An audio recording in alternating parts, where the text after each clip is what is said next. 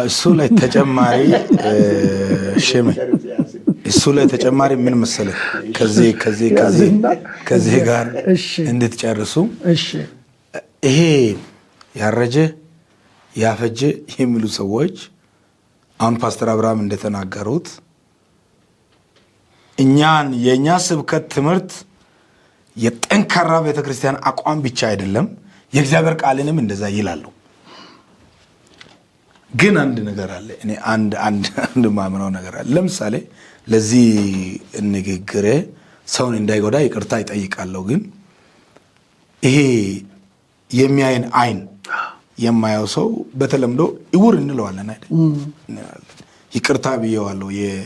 የዚሁን አይን ማየት የተሳናቸው እንለዋለን።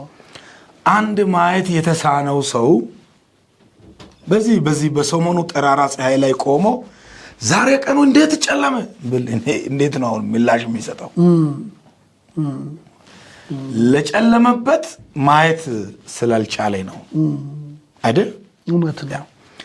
ስለዚህ ያፈጀ ያረጀ ለሚሉ ሰዎች ማየት ስላቃታቸው ከሆነ መጸለይ አለብን።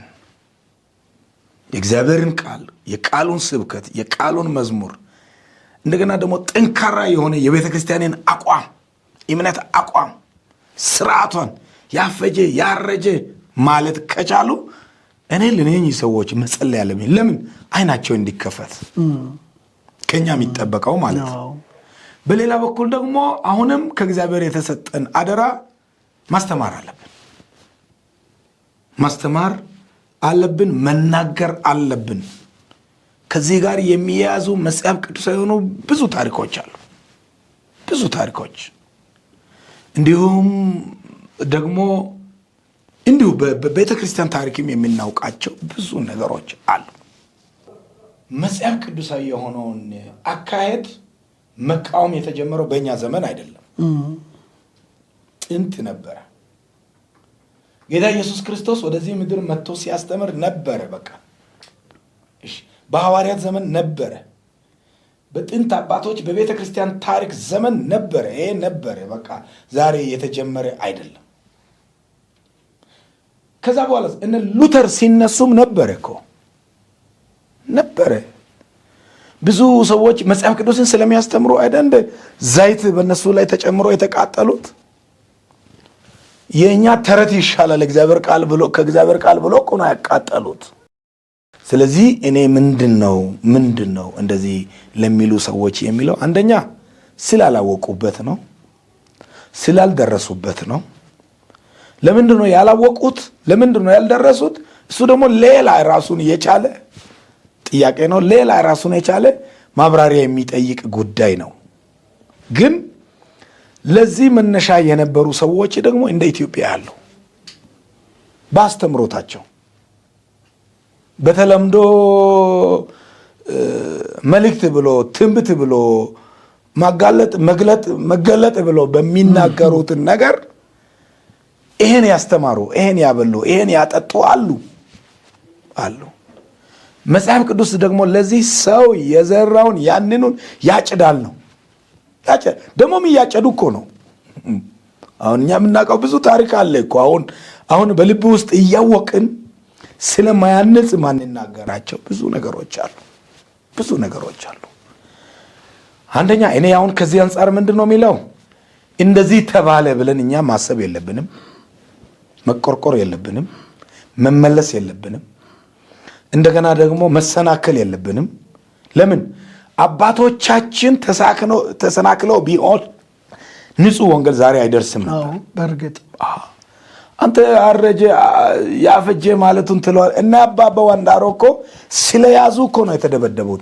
32 ጥርስን ያጡት መጽሐፍ ቅዱስን ስለያዙ 32 ጥርስን አጥተዋል፣ ተደብድበዋል፣ በገበያ መሃል ተገርፈዋል፣ ዋጋ ከፍለዋል፣ ከትዳር አጋሮቻቸው እንዳይገናኙ ተደርገዋል፣ ፍቺ እንዲደረግ ተደርገዋል፣ በሰው ፊት ተመልሶ ወደ ሰው ወጥቶ እንዳይሰብኩ ሁሉ ተደርጓል።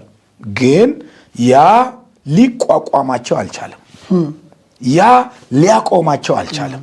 ዛሬ ንጹህ የወንጌልን ትምህርት የሚያስተምሩ ሰዎች ንጹህ የክርስቶስን ስብከት የሚሰብኩ ሰዎች ፈጽሞ መስማት የለባቸው፣ መቀጠል አለባቸው። በዛው መበርታት አለባቸው። የእግዚአብሔርን ቃል አሁንም ንጹህ ወንጌል መስበክ አለባቸው፣ ማስተማር አለባቸው። ለምን ለኤልያስ እግዚአብሔር እንደተናገረው ለበዓል ነቢያት ያልሰገዱ ያንን ያልሳሙ 7000 ሰዎች እንደሚል ዛሬም ትውልድ አለ። ሚዲያ ላይም አለ፣ ቤተ ክርስቲያን ላይ አለ፣ በመንግስት መስሪያ ቤት ላይ አለ፣ ቤተ መንግስት ላይ አለ፣ ቤተ መቅደስ ላይ አለ፣ የትም ሂድ ቤት ላይ አለ፣ ጎረቤት ላይ አለ፣ ገበያ ሂድ ከተማ አለ። ትውልድ በጣም ጽኑ አቋም ያላቸው ከእግዚአብሔር ቃል ዝንፍ ያለ ነገር ሁሉ የማይቀበሉ ክርስቶስን የሚያስከብሩ ይሄ እኛ የምናወራቸው ነገር የሚገባቸው የሚረዱ ልጆች በጣም ተተኪዎች አሉ። በጣም ወንጌልን የሚሰብኩ ወንጌል እንዳይሰበክ አንዳንዶች በገበያ መሃል ዘይት እየሸጡ ጨው እየሸጡ ሻማ እየሸጡ ሲከለክሉ ደግሞ ዩኒቨርሲቲ ላይ የተሰጣቸውን የቁርስ ዳቧቸውን ሽጦ ሄዶ አፋር ላይ፣ ሶማሌ ላይ፣ በንሻንጉል ላይ፣ ደቡብ ኦሞ ላይ፣ ሮሚያ ውስጥ በተለያዩ ቦታ ደቡብን በተለያዩ ቦታ ገብቶ የክርስቶስን ወንጌል የሚሰብኩ እዚህ አዲስ አበባ ሴት ልጆች ወንድ ልጆች አሉ። ተስፋ መቁረጥ የለብህም፣ ወደኋላ ማለት የለብህም። በሌላ በኩልስ እግዚአብሔር ደግሞ በኃይል በብርታት በጉልበት ከቸርች ጋር እየሰራ ነው። በእርግጥ የእግዚአብሔር መገኘት በቸርች ውስጥ እየተሰማ ነው፣ በእርግጥ እያየን ነው። ስለዚህ ቅድም ማየት የተሳነው ሰው የሚናገረው እኔ ደግሞ እግዚአብሔር ፈቅዶልኝ ማየት ስለቻልኩኝ ሊያሰናክለኝ አይችልም። ተመሳሳይ ነው ያኛው።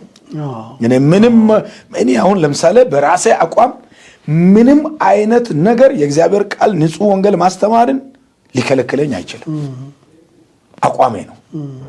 እቺ እስትንፋስ እስካለች ድረስ በህይወት እስካለው ድረስ ያልተጨመረውን ያልተበረዘውን የክርስቶስን ወንጌል 66ቱን መጽሐፍ 31103 ቁጥሮችን 1189 ምዕራፎችን 66ቱን ብሉይ ኪዳንን አዲስ ኪዳንን ለማስተማር ወስኛል። እንደዚህ ከዚህም በላይ የወሰኑ ልጆች አሉ። ስለዚህ በሁለት ነገር ነው ማየው። አንደኛ ተስፋ ስላለን አልሰማቸውም ነው። ሁለተኛ ላለመሰናከል አልሰማቸውም ነው። በሌላ በኩል ደግሞ መጸለይ ማስተማር አለብኝ። አሁንም የበራልኝ ለኔ ነዋ። አሁንም የገባኝ ከቃሉ ጋር ለሚውል ከእግዚአብሔር ጋር ለሚገናኝ በጸሎት መቃተት ያለብኝ ለኔ ነዋ። የኛው ደግሞ የጌታን ነገር ምድራዊ አድርጓል፣ ቲቪት አድርጓል፣ እንደገና ደግሞ ስድብ አድርጓል፣ ፉክክር አድርጓል፣ ውድድር አድርጓል፣ ቁስ አድርጓል፣ በአጃቢ መሄድ አድርጓል፣ እንደገና ደግሞ በመኪና አድርጓል፣ በምናምን አድርጓል። ስለዚህ እንዴት ነው ሲጀመር እኔ ለውድድር ሐሳብን ማቀርበው? አይሆንም እኮ። ጨለማን እንዴት ነው ከብርሃን ጋር የሚታወዳደረው? ዓለማዊ ነገር እንዴት ነው ከእግዚአብሔር መንግስት ጉዳይ ጋር የሚታወዳደረው? እንደገና ደግሞ እንዴት አድርገ ነው በህይወት ያለ ነገር በህይወት ከሌለ ነገር ጋር የምታወዳደረው? ስለዚህ እኔ ዋናውን ዋና አድርጌ መሄድ አለብኝ። ለነሱ መናገር ማስተማር። ደግሞ ብዙ ንስ የሚገቡ ልጆች አሉ፣ ባይዘይ በጣም የተሳሳቱ በሚዲያ በሐሰት አስተማሪዎች፣ በሐሰት ነቢያት እንዲሁም ደግሞ ለምድር ነገር ከሚያገለግሉ ሰዎች የተሰናከሉ ዛሬ የተረዱ ንስያ እየገቡ ወደ ቤተ ክርስቲያን እየጎረፉ የሚመጡ እናት ቤተ ክርስቲያን እያሉ የሚመጡ ይሄ ያልኩት ነገር ልክ አይደለም የሚሉ ሰዎች አሉ። ስለዚህ በዛ ደግሞ እየተስፋፋ መሆኑንም እኛ ባለ ተስፋዎች ስለሆንን ማወቅ አለብን። እግዚአብሔር ይመስገን። ትልቅ ነገር ነው ፓስተር።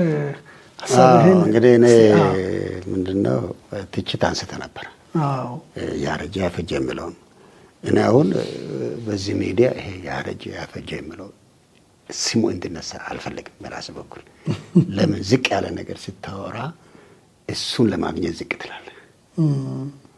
ሰዎቹ እኮ መጽሐፍ ቅዱስ አሮጌ ዶክመንት ነው፣ ከጊዜያችን ጋር አይሄድም፣ ብዙ የእኛ ፍላጎት ያልገባበት ነው፣ ከጊዜው ጋር አይሄድም ብለው መጽሐፍ ቅዱስን እየተቹ ያሉ ሰዎች አገልጋዮችን፣ መሪዎችን ቢተቹ እንዴት አንደኛ እናርገው? መጽሐፍ ቅዱስ ተተችቷል። ጌታችን ኢየሱስ ክርስቶስ በአጋንንት አጋንንትን ያወጣል ተብሎ ተተችቷል። በዝሙት ተወልዷል ተብሎ ተተችቷል። ስለዚህ አሁን እኛ ትችትን ይሄንን ቀላል ማድረግ መቻል አለብን። ከፍ ያሉ ትችቶች አሉ፣ ደረጃን የጠበቁ። ደረጃን የጠበቀ ትችት ሲኖር ብንነጋገር፣ ከደረጃ የወረደ ያፈጀ ያረጀ ምናምን የሚለው ራሱ ያረጀ ነገር ነው። ራሱ ያረጀ ነገር ስለሆነ አንተ ያረጀ ነገር ስትፈልግ ደግሞ ያረጀ ተራ ሄደ ነው የምታገኘው። አንዳንድ አሮጌ እቃዎች የሚሸጡት በአሮጌ እቃ ተራ ነው። ስለዚህ የግድ ተሻምተ ተጋፍተ ሄደ ከዛ ተራ ነው የምታገኘው። አሁን ይሄንን ሀሳብ ሚዲያን ሀሳብ የትችትን ሀሳብ እስከ ታች ለመመለስ ከርክ ሰፈሩን ታገኛለህ። ስለዚህ ከፍ ካልክ ደግሞ ሰፈሩን ትተዋለህ። ስለዚህ ሚዲያ ምግብን ከልክለው ይሞታል። ይሄ ለትችት ምግብን ከልክለው ከዛ በኋላ በድርቅ ይሞታል። ለምደናል። ብዙ ተችቶ ምግብ ከለከል ነው በድርቅ ክዋል ሞቷል። እኛ ገለነዋል ብዙ። ለምን ይጽፋል አንመልሰውም፣ ቀጥሎ ይጽፋል አንመልሰውም፣ ቀጥሎ ይጽፋል አንመልሰውም፣ ቀጥሎ ይጽፋል አንመልሰውም። በራብ ተጎዳና ዘጋ። እየቀጠነው ነው ማት ሚዲያ። በእኛ የተቀጣ ማት ሚዲያ አለ። ተቀጣ፣ በቃ ምግብ ከለከል ነው። ከዛ በኋላ ራብ ደግሞ ገደለው። ከዛ በኋላ ደግሞ እኛን ለመደገም ሞከረ። እኛ ተቃውሞንም አልተቀበልነው፣ ድጋፉንም አልተቀበልነው። ከዚህ ሁሉ በላይ አጀንዳ አለን፣ ዓላማ አለን። ሳጠቃልል በእኔ በኩል ሚዲያ ዓላማ ሊኖረው ይገባል። በቃ ዓላማው ምንድን ነው? ዓላማው የክርስቶስ ወንጌል ከሆነ ትዕቢትን አያቀላቅልም። ዓላማው የእግዚአብሔር መንግስት ከሆነ በእግዚአብሔር መንግስት መልክ ነው መንቀሳቀስ ያለበት። ዓላማው የእግዚአብሔር መንግስት ከሆነ ዓላማው ክርስቶስን መግለጥ ከሆነ ክርስቶስ ያላሳየውን የሚያሳይ ሚዲያ በሚያሳየው ነገር መለከት አለበት። አጭር ነገር ነው። በቃ በሚያሳየው ነገር ትለካዋለህ። በሚያቀርበው መልእክት ትለካዋለህ። ምሳደብ ከሆነ የትኛው መደብ እንደሆነ መደብ ሰጥተህ ትተዋለህ። ትዕቢተኛ ከሆነ የክርስቶስ መንግስት በትዕቢት የሚሰፋ መንግስት አይደለም። ተሳዳቢ ከሆነ በዛቻ የተሞላ ከሆነ በዛቻ የሚሰፋ የእግዚአብሔር መንግስት ስለሌለ በዛው ትለካውና ትገምትና እንዳልሆነ ትይዘዋለህ። ይሄ ዛሬ አሁን መጫወቻ የሚመስል ሁሉን የሚመስል ደጋፊ የሚመስል ትውልድ ሁሉ በቂ እውቀት ያለው ነው፣ የተሻለ የተማረ ነው እና እውነት ያልሆነን ነገር ነገ አንቅሮ ይተፋል። እልፍ እምነት አለን። ይሄ የእብደት ዘመን የአቧራ ዘመን ኦልሬዲ እያለቀለት ነው። ይሄን ደግሞ በአጭር ጊዜ ባይናችን የምናየው ነው። ሚዲያ ግን ከዓላማ አንጻር ነው። ምንድን ነው ዓላማው? ዓላማውን ነው ማንጸባረቅ አለበት። የእኛ ሚዲያ ዓላማው ለክርስቶስን ለዓለም መግለጥ ከሆነ የእውነትን ትምህርት የሚያቀርብ ከሆነ የሚያርም የሚገስጽ ከሆነ ጦርነት የማይፈጥር ከሆነ የሚታገስ ከሆነ የመጣበትን ነገር በጽድቅ በእውነት በትዕግስት የሚያልፍ ከሆነና ትውልድን ደግሞ እያስታጠቀ የሚያስተምር ከሆነ ለእግዚአብሔር መንግስት ይቆማል። ይሄንን መንገድ ተከትለን ሚዲያችን እናሳድጋለን፣ ሰዎቻችን እናሳድጋለን። በሌላ መልኩ በ6 ወር በ1 ዓመት እየተጣራ እየተለቀመ መግለጫ ይሰጣል። ለምን? በሚዲያ አይደለም መንግስት ህዝብን እየመራ ያለው? ምን ችግር የለም እኮ። ስለዚህ ትክክለኛ መግለጫ፣ የነጠረ መግለጫ ቃልዮት ቤተ ክርስቲያንን በሚጎዳ መንገድ የመጣ ይሄ ቃልዮት ቤተ ክርስቲያንን በሚጎዳ መንገድ እየመጣ ነው። ተጠንቀቁ።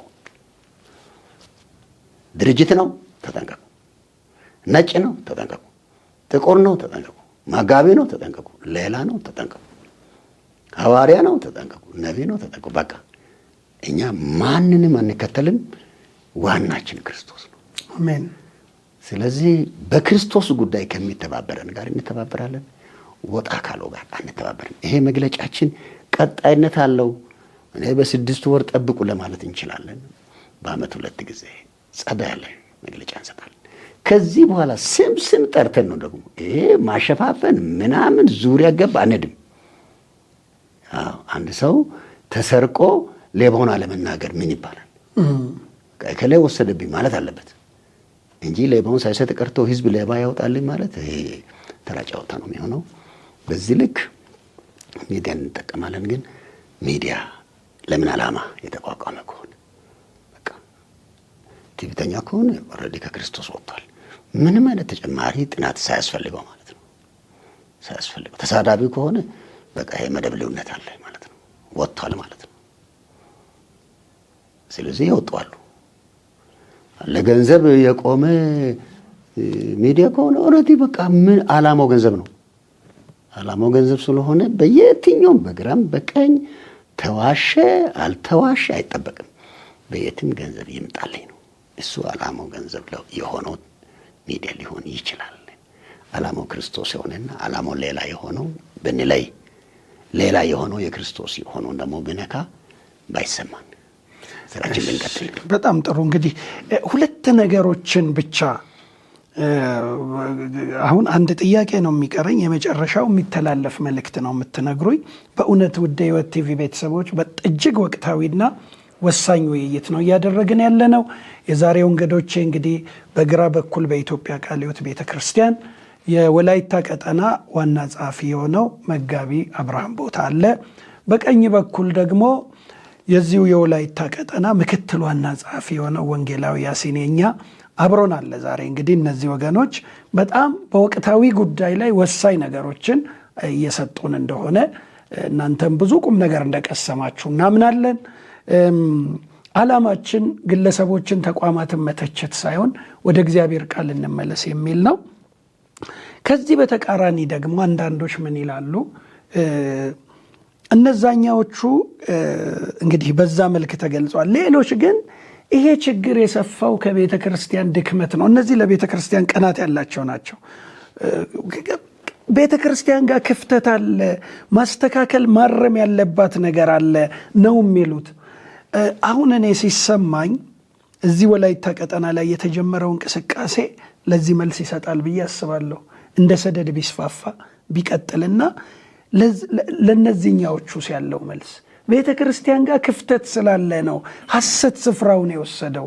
ቤተ ክርስቲያን መሄድ ያለባትን መንገድ አልሄደችም፣ ደክማለች፣ መውሰድ ያለባትን እርምጃ አልወሰደችም፣ መጀመሪያ ውስጧን አላጠራችም፣ በአቋም አልተገለጠችም ይላሉ። በዚህ ላይ ሁለታችሁም እንድትናገሩ ፈልጋለሁ። እኔ እሺ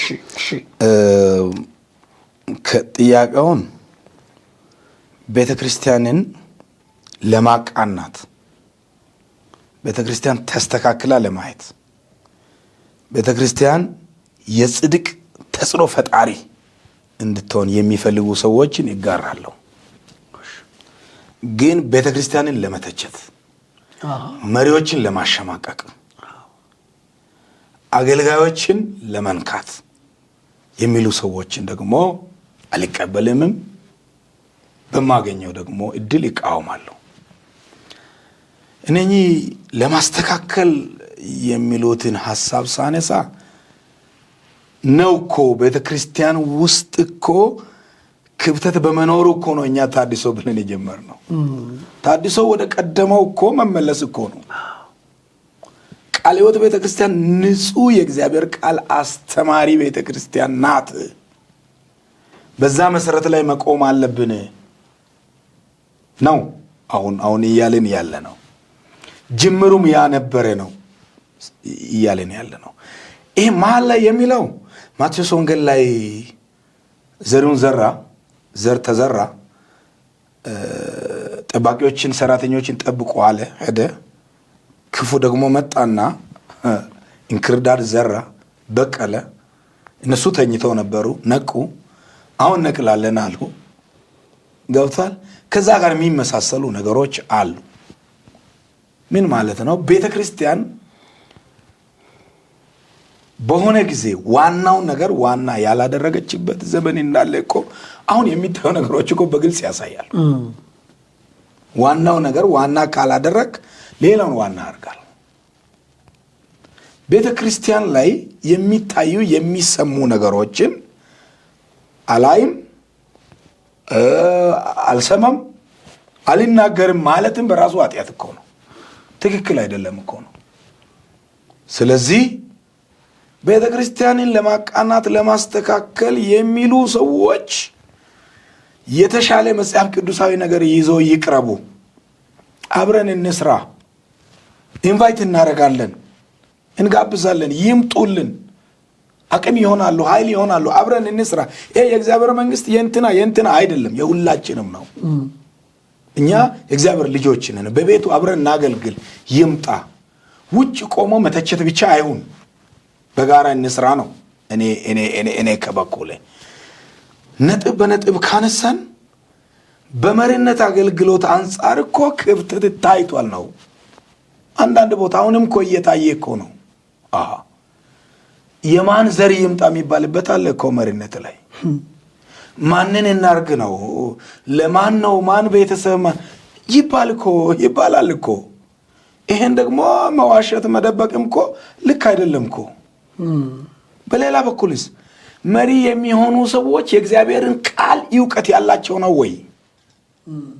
ለመሪነት ያለው እይታስ አልተበላሸም ወይ?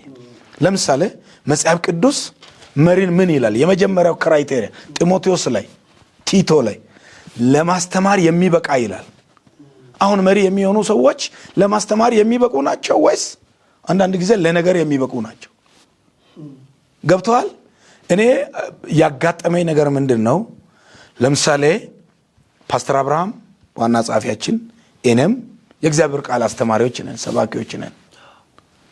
ቸርችን ለመምራት ቤተክርስቲያንና እግዚአብሔር መርጦን ስንመጣ ሰዎች እኛን ሲያገኙ መሪ ባትሆኑ ጥሩ ነበር ይላል። ለምን? መሪ የእግዚአብሔር ቃል የሚያስተምር የሚል ከሰዎች ጠፍቷል። አብዛኞቹ ሰዎች መሪ ተንኮል የሚሰራ፣ አሻጥር የሚሰራ፣ በቃላት የሚመታ፣ ዱላ የያዘ፣ የሚያርም ሳይሆን የሚቀጣ፣ ገብቷል። ደግሞ ከጥፋት እንድትመለስ ሳይሆን ከነጥፋት እንድትጠፋ የሚያደርግ ከእግዚአብሔር ቃል የራቀ አይነት አድርጎ ሰዎች ይሄ ቶታሊ መጽሐፍ ቅዱስ ከምናየው አንጻር ሲተት ነው። መሪ የእግዚአብሔር ቃል የሚያስተምር፣ እግዚአብሔርን የሚጸልይ፣ ከእግዚአብሔር ጋር ጤናማ ግንኙነት ያለው፣ ከሚመኑም ከህዝቡም ከአገልጋዮችም ጋር ጤናማ ግንኙነት ያለው መሪ፣ መልካም ስነ ምግባር ያለው፣ ለሌሎች አርአያ መሆን የሚችል መሆን አለበት። ከመሪነት አንጻር ነው የሚል። በሌላ በኩል ደግሞ ከአስተምሮ አንጻር እኮ ቤተክርስቲያን እኮ የሳተችበት ግልጽ እኮ ነው። አብዛኛው ቦታ እስከዛሬ ሲሰማ የቃልና የጸጋ ብላ እንደ ኮንፈረንስ ሲታዘጋጅ ይሄ ስህተት ንግግር ነው። ያኛው ቃል ሲያስተምር ያኛው ጸጋ ይላል። ቃል የሚያስተምረውስ ሰዎች እንደሚሉ እኔ አልልም። በነዳጅ ነው፣ በናፍጣ ነው፣ በቤንዚን ነው እኔ ያሉትን ነው እንጂ እኔ አልልም። ግን የእግዚአብሔር ቃል ሰው ሲያስተምር በእግዚአብሔር ጸጋ አይደለም ወይ? ይሄ ቤተክርስቲያን ውስጥ እስከዛሬም በአንዳንድ ቦታዎች ያልጠራ እይታ ነው። ያልጠራ በህዝቡም በመሪዎችም በአገልጋዮችም ዘንድ ያልጠራ እይታ ነው። ከአስተምሮት አንጻርስ ለምሳሌ መጋቢ፣ መንፈሳዊ ዘርፍ አገልጋዮች መሪዎች ናቸው ወደ ቸርች አገልጋይን የሚጋብዙ? አይደለም። ገንዘብ ያለው ሰው እኛ ቸርች ላይ እንዲያገለግል እንደዚህ አይነት አገልጋይ ቢመጣ እኔ ይሄን ሰጣለሁ ይላል። ሰው ያመጣል፣ መድረክ ይሰጣል፣ እንደፈለገ ያገለግላል። ቶታል ይሄ ሲተት ነው፣ ልክ አይደለም። ከአስተምሮት አንጻር ከህይወት አንጻርስ መጽሐፍ ቅዱሳዊ ስታንዳርድ እኮ አይቀየርም እኮ። ዘመን የእግዚአብሔር ቃል እኮ ዘመን ዘለል ነው፣ ታሪክ ዘለል ነው፣ ሁኔታ ዘለል ነው። እንደገና ደግሞ ፖስት ሞደርኒዝም ምናምን በቃ ከዛ በላይ ነው የእግዚአብሔር ቃል። የእግዚአብሔር ቃል በመጀመሪያው ዘመን ጳውሎስ ለገላትያ፣ ለቆሮንቶስ፣ ለኤፌሶን፣ ለሮሜ ሰዎች የጻፋት የእግዚአብሔር ቃል ዛሬ ጄኔሬሽኑ በምናምን ስላደ አይቀየርም እኮ። ስለዚህ ቤተክርስቲያን ምን አደረገች? አይ ይሄ ነገር ከትውልድ አንጻር ሲታይ ምናምን እያለች ኮምፕሮማይዝ እያደረገች በብዙ ነገር የሳተችበት አለ። በቃ አለ። ለምሳሌ በእያንዳንዱ መድረክ ላይ በተደረገው ነገር ላይ መሪዎች ስህተትን አይቶ ያፈርጣሉ ወይ? ይናገራሉ ወይ? ሳያመቻምቹ። አንድ ቦታ እኮ እንደዚህ አይነት አገልጋይ ተጋበዘ፣ ሐሰተኛ ነው፣ ግብረ ሰዶም ነው፣ እንደዚህ ነው ሲባል እኮ አሁን እኛ ከያዝነው እቅድ ጋር ስለሆነ ሳናውቅ ስለጠራን እሱ ከሄደ በኋላ ይናል። ቶታሊ ስህተት የሆኑ ነገሮች ቤተክርስቲያን ላይ ብቅ እያሉ ሲመጡ በአንድ በኩል አባት ታጣ። እንደ መሳፍንት ዘመን ሰው የመሰለውን ማድረግ ጀመረ፣ የመሰለውን መፈጸም ጀመረ። ያንን ልክ አይደለም የሚልም ታይክ የሚል ልክ አይደለም ብል ተቀባይነት አጣለው፣ ስፍራ አጣለው፣ የመሪነት ፖዚሽን አጣለው፣ ይሄን አጣለው እያለ ሰዎች ቤተክርስቲያን ላይ ያጠፉት ማት አለ። አሁን ዘርዝረን ማንጨርሰው ለሚዲያ ማናወጣው ገብቷል፣ በልብ የምናውቀው። ስለዚህ እነኚህ በቀና አመለካከት፣ በቀና እይታ፣ በቀና አስተሳሰብ የሚሉ ሰዎች እንጋብዛለን። አብረን እንስራ። አልረፈደብንም፣ ጊዜ አለን። ክርስቶስ ዳግም እስኪመጣ ድረስ አሁንም ትውልድ ደግሞ አለን። በእግዚአብሔር ቃል የሚታጠቅ ከማስተማሩ በፊት ቁጭ ብሎ የሚማር አለ። ስለዚህ አብረን መስራት አለብን። በጋራ መስራት አለብን። በጋራ ማረም አለብን። ጥግ ለጥግ መታኮስ ጥሩ አይደለም። እዚህ ጥግ መታኮስ፣ ከዛ ጥግ መታኮስ ጥሩ አይደለም። ፖዚቲቭ ማይንድድ መሆን አለብን። እንደገና ደግሞ ነገሮችንም በእግዚአብሔር ቃል አንጻር ማየት አለብን የሚል ነገር አለኝ። ፓስተር እንግዲህ ጥያቄ በጣም ግልጽ ነው። ቤተ ክርስቲያን የጣለችው ነገር ስላለ ነው። ይሄ ተኩላዎቹ ወደ በጎች በረት የገቡት ቀዳዳ ስለተከፈተላቸው ነው የሚል እዚህም ክፍተት አለ። ውስጣችሁን ፈትሹ ነው። አንደኛው ክፍተት የለኝም ማለት በራሱ ክፍተት ነው። ስለዚህ ክፍተት ደግሞ እንዳለ ተቀብሎ ዝም ማለትም ደግሞ ክፍተት ነው። ስለዚህ ክፍተት ላይ መስራት ግን ክፍተትን ለማጥበብ ይጠቅማል። እኛ አሁን ክፍተት የለም አላልንም። ያለውንም ክፍተት ደግሞ ይዘን ቁጭ አላልንም። ክፍተትን ለመሙላት ግን እየሰራን ነው። ይሄ መንፈሳዊ ክፍተት ነው። ቀላል ክፍተት አይደለም። የእይታ ክፍተት ነው። የትርጉም ክፍተት ነው። ይሄን ክፍተት መሙላት የምንችለው ግን በተራ ጥበብ ሊሆን አይችልም። ክፍተቱ ቀላል አይደለም። ይሄን መሙላት የሚችለው አንደኛ ክፍተቱን ማሳየት ነው። ሁለተኛ ለክፍተቱ የእግዚአብሔር ቃል ምን ይላል? ይሄን ክፍተት የእግዚአብሔር ቃል እንዴት ያየዋል? በምን መልኩ ነው ደግሞ ይሄ ክፍተት መሙላት የሚችለው ለምለው ነው። አሁን ይሄ ክፍተት መሙላት የሚችለው ክፍተቱ ቀላል ክፍተት አይደለም። ከሰውና ከእግዚአብሔር መሀል ያለ ክፍተት ነው። ቀላል ክፍተት አይደለም። ወደ እግዚአብሔር መመለስና አለመመለስ ያህል ክፍተት ነው። ለዚህ ክፍተት መድኃኒቱ ወደ እግዚአብሔር መመለስ ነው። ወደ ቃሉ መመለስ ነው። ወደ እውነቱ መመለስ ነው። ወደ ጽድቁ መመለስ ነው። ወደ ሐሳቡ መመለስ ነው። ወደ መንፈሱ መመለስ ነው። ይሄ ክፍተትን ይሞላል። ክፍተት አለብን። ክፍተት አለብን። ግልጽ ነው። አዎ። ደግሞ አንዳንድ ሰዎች ክፍተት አለ የሚሉት ልክ ናቸው። ግን የእነሱም ደግሞ ምን አይነት ክፍተት ነው የሚሉት እንግዲህ ግልጽ አይደለም። አንዳንዱ ክፍተት የሚለው ሁሉን ነገር ቤተክርስቲያን ለምን አልተቀበለችም የሚለውንም እንደ ክፍተት ያህል አንዳንድ ጊዜ ደግሞ ልክ አይደለውም ነገር ልክ አይደለም ማለትንም ደግሞ አንዳንዱ እንደ ክፍተት ያያል። ክፍተቶቹ ቢታወቁ ጥሩ። በዚህ የሚለው ሲገኝ መጽሐፍ ቅዱሳዊ መድኃኒት ይቀመማል። ከዛ በኋላ ክፍተቱን መሙላት ይቻላል። በክፍተቱ ላይ ስራ መስራት ይቻላል። ስለዚህ አሁን ማየት ያለብን ምንድን ነው? አንዳንድ ጊዜ ሰዎች ይናገራሉ፣ ቤተ ክርስቲያን ነቢያትን ቃሎት ታሳዳለች፣ ትቃውማለች፣ እነዚህ ሐዋርያትን ትቃውማለች፣ ትውልድን እንዳያድጉ ታደርጋለች። በእውነት አሁን መጽሐፍ ቅዱስ ውስጥ ያለውን እውነተኞች ያሉበትን መጽሐፍ ቅዱስ ይዘን ሐሰተኞችን ደግሞ ያሉበትን መጽሐፍ ቅዱስ ይዘን ብንቃወም ሐሰተኞችን ነው። ሐሰተኞችን ደግሞ ብንቃወም ከእነሱ ተጠበቁ ተብለናል። ስለዚህ መጽሐፍ ቅዱሳዊ ነው ተቃውሟችን። እውነተኞቹ እኮ አሉ፣ እየተገለገልናቸው ነው። ስለዚህ አንዳንድ ሰዎች ክፍተት የሚሉት ምናልባት ልክ ያልሆነውንም ለምን አልተቀበሉም የሚለው አንግል ከሆነ እነሱም ጋር አለ ክፍተት ማለት ነው። እነሱም ጋር አለ ሁሉም እንድንቀበል ካደረጉ ክፍተት አለ። እኛም ለነሱ ደግሞ የምናስተምረው ከእውነት ጋር እንዲተባበሩ፣ ሐሰትን በማወቅ እንዲቃወሙ ነው። ይህን ስንናገር ለምሳሌ የአንድ ሐሰተኛ ደጋፊ ሊተች ይችላል። አትቸገርም። እሱ ማን እንደሆነ አውቀሃል ማለት ነው። አውቀሃል። እሱ እስከ ተቸ ድረስ የት ላይ ነው ያለው? እውነትን እኮ አልተቃወምንም። እውነት መጽሐፍ ቅዱሳዊ ነው። የተቃወምነው ደግሞ ሐሰትን ነው።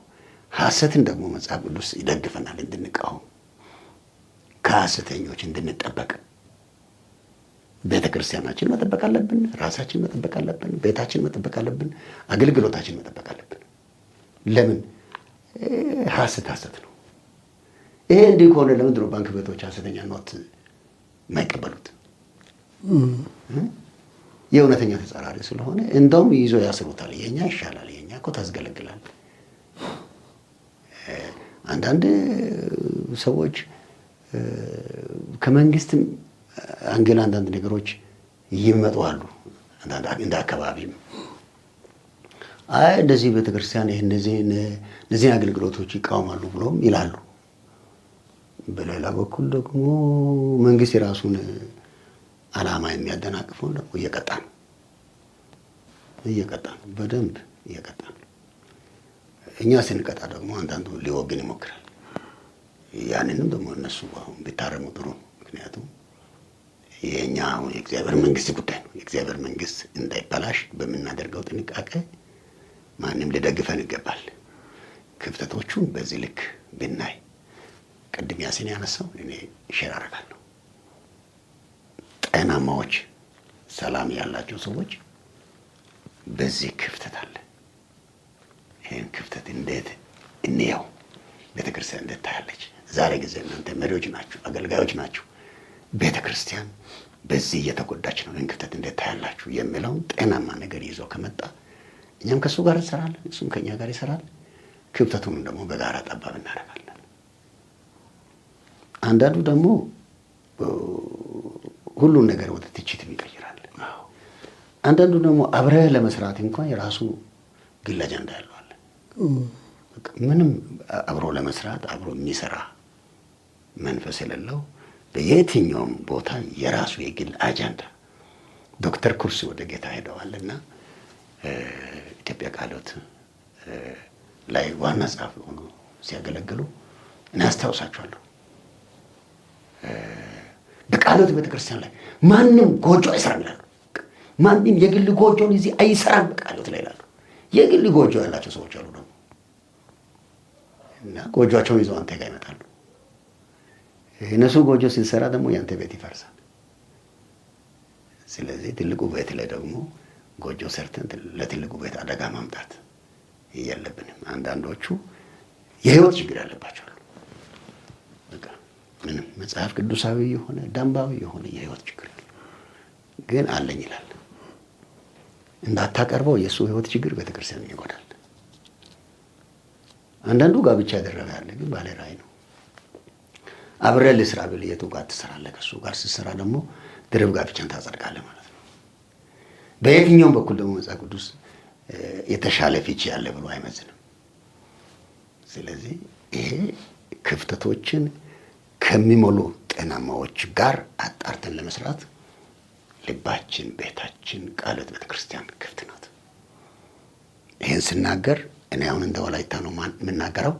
እንደ ኢትዮጵያ ቃለ ሕይወት ከጤናማዎች ጋር ለመስራት በሮቿ ክፍት እንደሆኑ አምናለሁ። አብረን እንሰራለን አምናለሁ።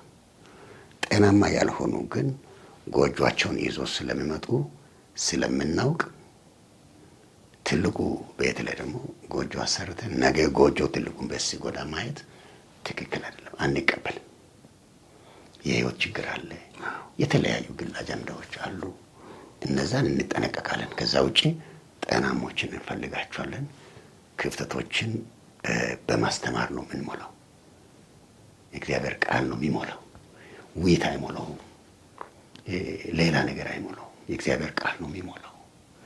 ለዚህ ትውልድ የእግዚአብሔርን ቃል እንድማር አገልጋይ ለመሆን ብቻ አይደለም፣ መጋቢ ለመሆን አይደለም መማር ያለብን፣ ወንጌላዊ ለመሆን አይደለም፣ ቀለብ ለማስተካከል ለማስጨመር አይደለም መማር ያለብን፣ በሆነች ቦታ ለመወዳደር አይደለም መማር ያለብን፣ መንግስት መስሪያ ቤት ለመስራት፣ በትልቅ መንግስት ስልጣን ላይ ለመምራት፣ አቅም ግንባታ ላይ፣ ማዘጋጃ ላይ፣ ፖሊስ ላይ፣ ፍርድ ቤት ላይ፣ በተለያዩ ፖለቲካ አመራር ላይ ለመምራት ይማር። ከተማረ በኋላ ይምራ። ለምን? እሱን የተማረው የእግዚአብሔር ቃል ከመራው በኋላ የተቀመጠበትን በደንብ ሊመራ ይችላል። እኛ አሁን መጋቢ ለመሆን የሚማርን ሰው ብቻ አንፈልግም። አስተማሪ ይማር፣ ከዛ በኋላ ኃላፊነት ተሰምቶት ያስተምር። ሁሉም ቦታ ላይ በመንግስት ስራ ውስጥ ያለ ሁሉ ይማር። የህይወት ጉዳይ ነው። ይማር። የመታነጽ ጉዳይ ነው። ይማር። የመመለስ ጉዳይ ነው። ይማር። ራስን የመግዛት ጉዳይ ነው። ይማር። የእግዚአብሔር መንግስት ጉዳይ ነው። ይማር። የልጆቹ ጉዳይ ነው። ይማር። የቤቱ ጉዳይ ነው።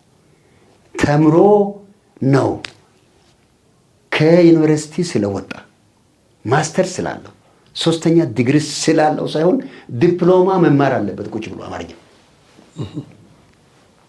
መማር አለበት። ለምን? የህይወት ቃል ነው። የህይወት ቃል ነው። ይሄ ለዘላለም የሚማርበት ነው። ይሄ የህይወቱ መመሪያ ነው። ይሄ የሥራ ማስፈጸሚያ እውቀት አይደለም። የህይወት ጉዳይ። በህይወት ጉዳይ ማንም ይማር። እንደውም አቅም የለንም እንጂ እንደው ስልጣናችን ወደዛ ይደርሳል እንደዚህ እፈራለሁ እንጂ መንግስት እንደው ሰራተኛን ሲያወዳድር እንደው መጽሐፍ ቅዱስ የተማረ በቤተ እምነቱ ብሎ ቢያወዳድር በቃ ተወቃሽ ይሆናል። እሱ እዛ ሄዶ ቢያበላሽ እንኳን ያስተማረች ቤተክርስቲያን ተጠያቂ ትሆናለች። እስከዛ ጫና ፈጥረን መሄድ አለብን። እስከዛ ያ ቢሆን ምንድነው የተቃና አገር፣ ችግር የሌለበት አገር፣ ፈርሃ እግዚአብሔር ያለበት አገር፣ ሮሮ የማይበዛበት አገር ታገኛለህ። እንደ አገር ደም የማይፈስበት አገር፣ ወንድሙ ወንድሙን የማይገልበት አገር፣ መገፋፋት መሳሳብ የሌለበት አገር፣ ኃጢአት የማይተላለፍበት አገር፣ ደም የማይወረስበትን አገር ታገኛለህ። እስከዚህ ነው መማር ያለበት። በእውነት ትላልቅ ሰዎች መማር አለባቸው። ትላልቅ ቦታ ላይ ያሉ በዚያም በተማሩበት ተቀጥሮ የሆነ እንጀራ ለማግኘት ሳይሆን ህይወታቸውን ለመምራት፣ ቤታቸውን ለመምራት፣ ልጆቻቸውን ለመምራት፣ ለልጆቻቸው እንኳን እኔ አለው ማለትን እንዲተው። እግዚአብሔር አለ፣ ማን ያውቃል? እግዚአብሔር ቀጣይ ነው፣ እኔ ቀጣይ አይደለሁም። እግዚአብሔር ግን ቋሚ ነው፣ እኔ ቋሚ አይደለሁም ብሎ ቋሚ ያለመሆናቸው ማወቅ እስኪችሉ አገርን የሚመሩ ትላልቅ ሰዎች ጊዜ ሰጥተው ቢማሩ ይህ እግዚአብሔር ቃል ከተማሩበት ከደረሱበት በላይ ነው፣ ከሚመሩበት በላይ ነው፣ ከተቀመጡበት በላይ ነው፣ ከሚያስተዳድሩበት በላይ ነው። 1000 ሰው ከስራቸው በታች ቢኖር የእግዚአብሔር ቃል ከሰማይ በላይ ነው፣ ከምድር በላይ ነው፣ ከነገስታት በላይ ነው። ይሄንን ይማሩ። ክፍተቱ በዚህ ጎን ብቻ ሄደን አንደፍንም። በሁሉ ቦታ ነው ክፍተት እየታየ ያለውና እንታገላለን። የእግዚአብሔር ቃል ንጹሕ ትምህርት ይሄን ክፍተት ይሞላል።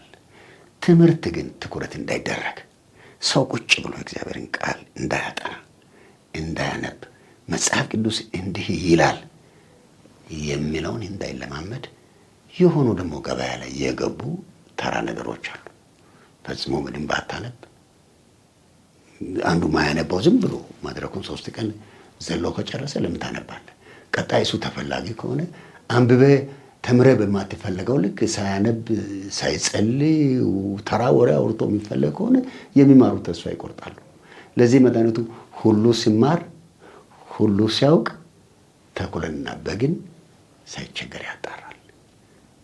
ባንክ ቤቶች እኮ ምንም አይቸገሩ። እውነተኛ ብር ብቻ ተምረዋል። ሐሰተኛው እጃቸው ላይ ሲመጣ ያገኙና መዞ ለብቻ ያስቀምጣሉ። አሁንም መቁጠር ይጀምራሉ። ከዛ በኋላ ውሸተኛው ይመጣና ድምፅ ያሰማል። ከዛ ጋር ያስቀምጣሉ። መልሰህ አትወስድም፣ ለቅጣት ነው። ዋናውን ብር አንተን ይዘዋል። ሐሰተኛውን ካንተ ያግኝተዋል። ባንክ ቤት ነው፣ የህዝብ አደራ ነው፣ ትልቅ ተቋም ነው። እዛ ላይ መጨቃጨቅ አይፈቀድም። አንቺ አንተ አይባልም። ስለዚህ በቃ ተያዘ ማለት ነው። እውነትን ለህዝባችን ብናስጨብጥ ሐሰቱ ሲመጣ ድምፅ ያሰማል፣ ያውቁታል። የትኛውም ቦታ ላይ እውነትን ማስታጠቅ ክፍተትን ይሞላል። ከእውነት ውጪ ክፍተትን የሚሞላ ዘዴ የለም።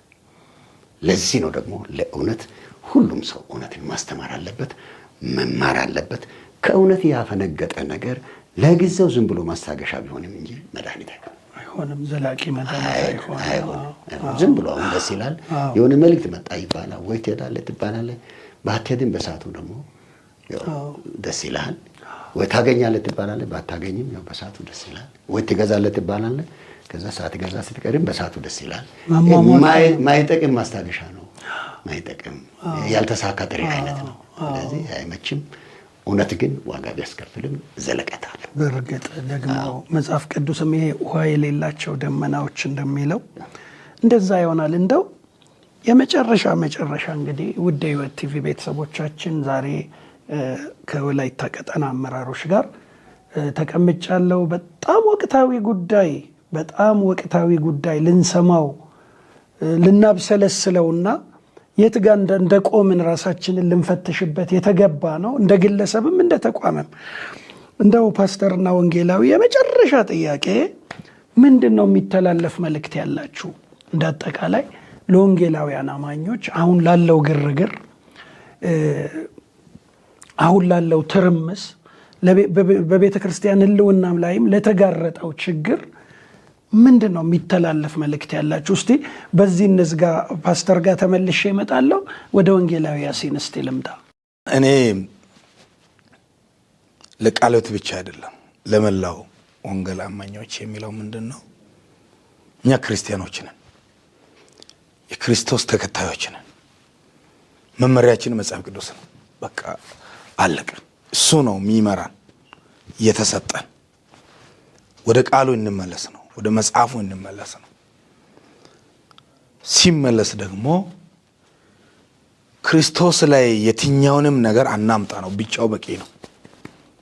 ክርስቶስ ኢየሱስ ብቻው በቂ ነው። ከአብ ጋር ለማስታረቅ ከበቃ ከወንድሜ ጋር ለመኖርም በቂ ነው።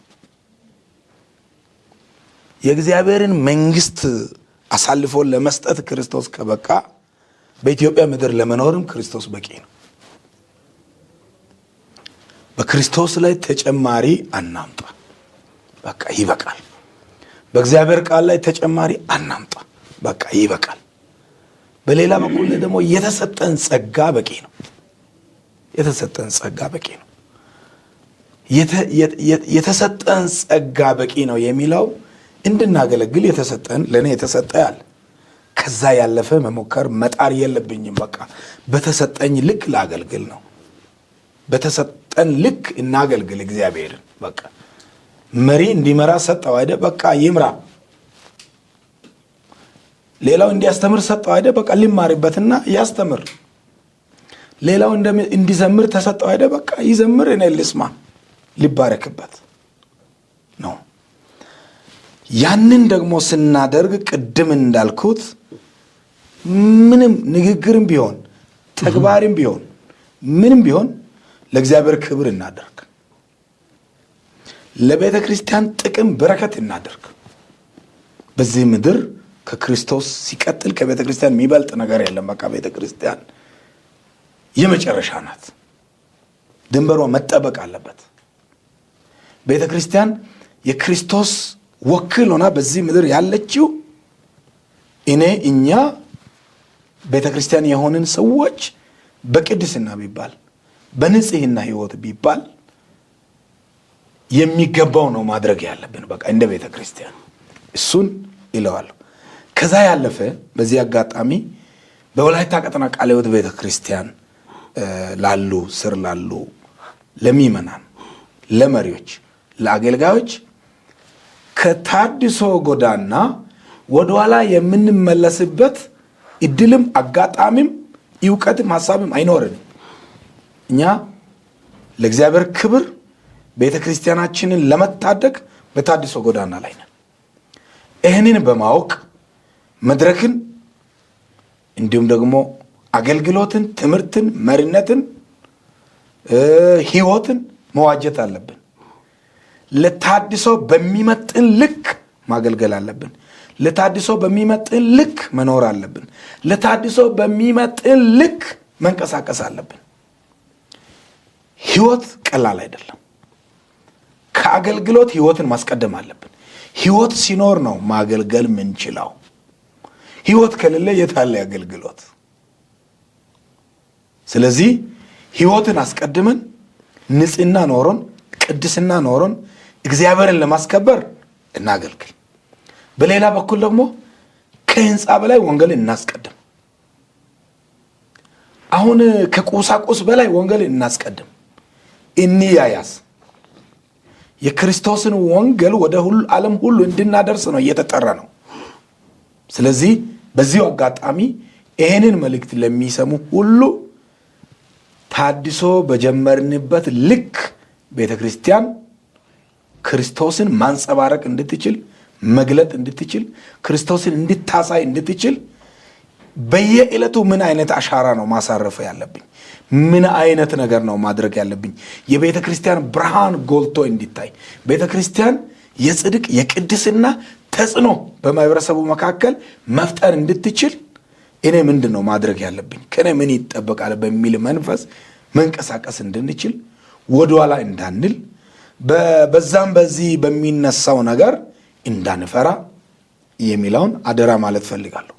በሌላ በኩል ደግሞ ወንጌል ሰባኪዎች፣ አገልጋዮች በኢትዮጵያ ውስጥ ያሉ የወላይታ ቃለ ሕይወት ቤተክርስቲያን የላካቸው ብሔራዊ ወንጌላውያን፣ አካባቢ ወንጌላውያን እንዲሁም ደግሞ ከአገር ውጭ በተለያዩ አገራት የሚገኙ አገልጋዮችም አገልግሎታቸውን በዚህ ልክ መቀጠል እንዳለባቸው ታድሶን በሚያስቀጥል ልክ የቤተ ክርስቲያንን መቶኛ ቀጣይነትን በሚያረጋግጥ ልክ በአቋም በጥንካሬ በመንፈስ ቅዱስ ወኔ በእውነት ተመርተን ማገልገል መንቀሳቀስ እንዳለብን አደራ ማለትን እፈልጋለሁ። እንድንበረታ ዘንድም አሳስባለሁ።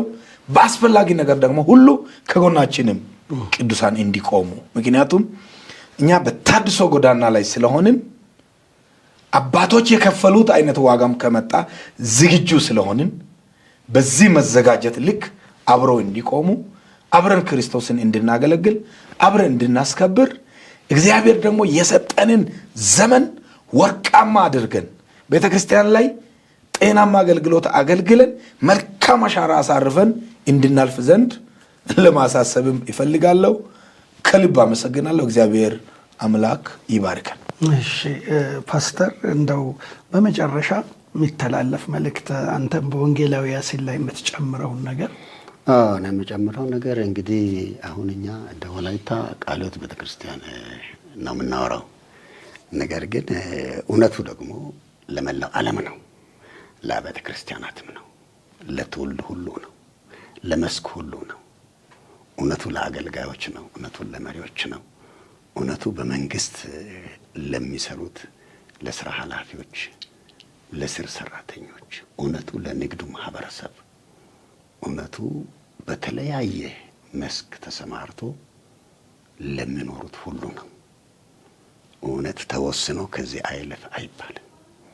ለዚህ የማስተላልፈው መልእክት አንደኛ ቅድም በክፍተት ላይ አውርተናል።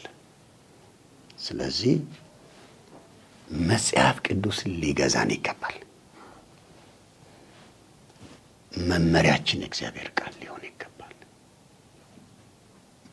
መመሪያችን የእግዚአብሔር ቃል ሊሆን ይገባል።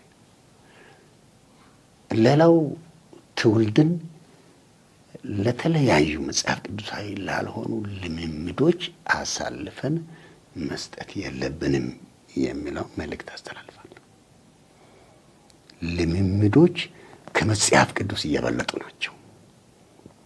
ስለዚህ ልምምዶች፣ ተራ ልምምዶች፣ መረጃዎች፣ ዝቅ ያሉ ነገሮች ከእግዚአብሔር ቃል በላይ ወደ መደመጥ እየተደረሱ እየተደነቁ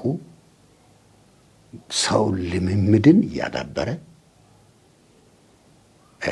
ከመጽሐፍ ቅዱስ ሐሳብ የወጣበት ስለሆነ ሁላችንም መመሪያችን፣ ገዢያችን፣ ማንዋላችን፣ እውነተኛ ሚዛናችን መጽሐፍ ቅዱስ እንዲሆን መልእክተን ይሄንን የትም ትውልድ በዚህ እንዲሄድ ቤተ ክርስቲያን ኃላፊነት እንድትወስድ፣ መሪዎች ኃላፊነት እንዲወስዱ፣ አገልጋዮች ኃላፊነት እንዲወስዱ፣ ቤተሰብ ኃላፊነት እንዲወስድ፣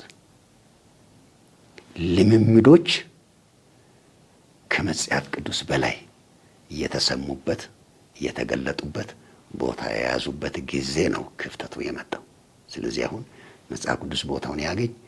ልምምዶቹ እውነተኛ ጠቃሚ ልምምድ ነው፣ ጸሎት ነው፣ መጽሐፍ ቅዱስ ማንበብ ነው፣ የመታዘዝ ነው፣ ራስን የመግዛት ልምድ ነው። ጠቃሚ ልምምድ ከሆነ ጥሩ። ግን ተራ ልምምዶች ትውልድ ጋር መቀጠል የለባቸውም። ለዚህ ደግሞ የባለድርሻ አካላት የራሳቸውን ትግል መታገል እንዳለባቸው።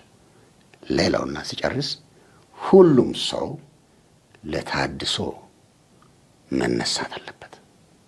ለታድሶ መነሳት አለበት። ያ ካልሆነ ዝም ብለን በቁጥር ብቻ የምንፎክረው ህዝብ ለእግዚአብሔር መንግስት ላይሆንልን ይችላል። ህዝብን ለእግዚአብሔር መንግስት ዓላማ እናገልግል። ለዓላማችን አይደለም፣ ለያዝነው ፕሮጀክት ሳይሆን ለእግዚአብሔር መንግስት ህዝባችን እናገልግል። ይሄ ሸክማችን ይሁን። ዓላማችን የእግዚአብሔር መንግስት ይሁን፣ ወንጌልን ማድረስ ይሁን፣ ትውልድን በጽድቅ በቅድስና ማነጽ፣ መገሰጽ፣ ማስተማር፣ ማስታጠቅ ትልቁ ዓላማችን ነው። ወደ ዓላማችን እንመለስ። ለዓላማችን በሚሆን ቁመና እንቀጥል። እግዚአብሔር ምድራችን ይባርክ። ሰላማችሁ ይብዛ። አመሰግናለሁ። ውድ የሕይወት ቲቪ ቤተሰቦች ዛሬ የነበረን ለየት ያለ ጠንከር ያለ መረር ከረር ጎምዘዝ ያለ ቆይታ ነው። እንግዲህ ግድ ነው ታድሶ ቁስሉን ማሻሸት ሳይሆን መቁረጥ ነው ብለውናል።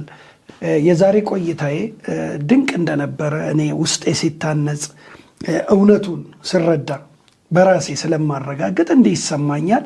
እንዲህ አይነት ውይይቶችን እንዲህ አይነት ቆይታዎችን ጌታ ያብዛልን።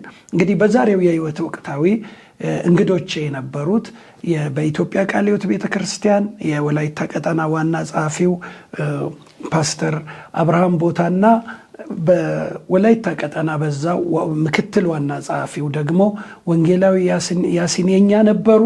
እጅግ ጥሩ ቆይታ እንዳደረግን አስባለሁ። እንግዲህ ከተጣበበ ጊዜያቸው ወደ ዋናው ጽሕፈት ቤት በመጡበት ጊዜ በአጭር ጊዜ ቆይታ ነው ይዘናቸው ስቱዲዮ የገባ ነው። ይሄን የመሰለ ድንቅ ቆይታ አድርገናል። በቀጣይ ሕይወት ወቅታዊ ደግሞ በወላይታ ሶዶ ከተማ እምብርት መሃል ስለቆመው የወንጌል አርበኞች መታሰቢያ ሕንፃ ከነዚህ ሁለት መሪዎች ጋር ቆይታ እናደርጋለን። የዛሬ ፕሮግራሜ በዚህ ላይ ያበቃል። አዘጋጅኔ ሽመልስ ኃይሌ ከካሜራ ባለሙያው ከጸጋይ ወልደ ጊዮርጊስ እና ከሌሎች የሕይወት ቲቪ ባልደረቦቼ ጋር ነው። አመሰግናለሁ ፓስተር ስለነበረ መልካም ቆይታ። ወንጌላዊ እግዚአብሔር ይባርካችሁ። እግዚአብሔር ያክብርልን።